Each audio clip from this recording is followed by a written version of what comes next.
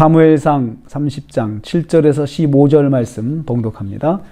오늘 말씀은 공동체의 슬픔 중에 하나님 여호와를 힘입어 용기를 얻은 다윗이 가족들을 볼모로 잡아간 아말렉을 추격하기 위해서 준비하고 출정하는 것을 내용으로 하고 있습니다. 아말렉이 다윗의 캠프를 습격해서 가족들을 다 볼모로 끌고 갔습니다. 그제 이제 그 가족들을 찾기 위해서 다윗이 출정하려고 준비하고 있는 것입니다.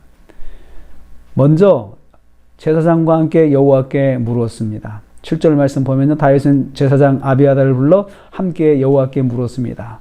내가 이 군대를 추격하면 따라잡겠나이까? 하고 하나님께 기도하였습니다. 8절에 그랬습니다.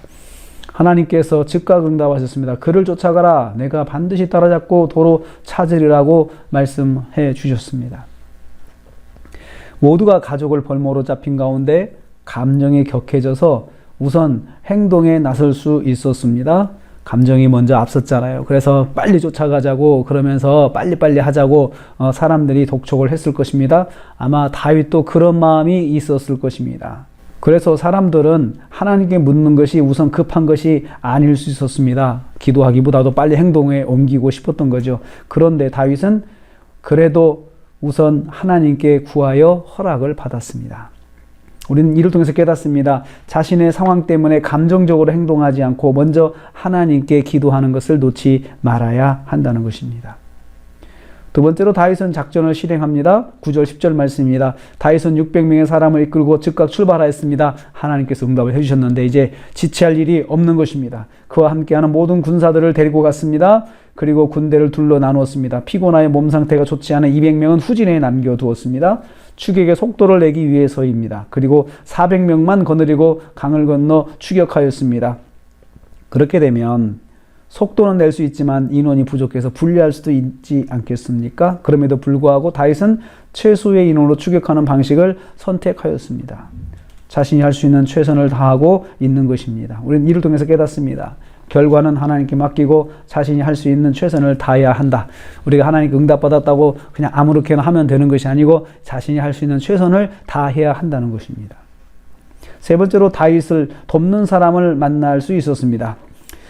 11절 말씀 보면 추격대가 들에서 애굽 사람 하나를 만났다고 말씀합니다. 그는 아말렉 사람의 종으로 지냈던 애굽 소년이었습니다.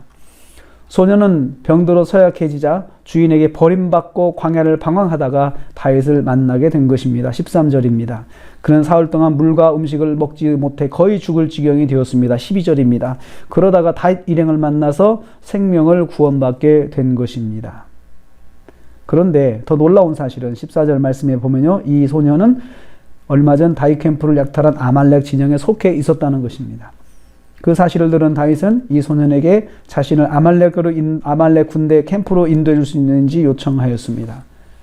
그래서 이제 그 인도받게 되었다는 것입니다.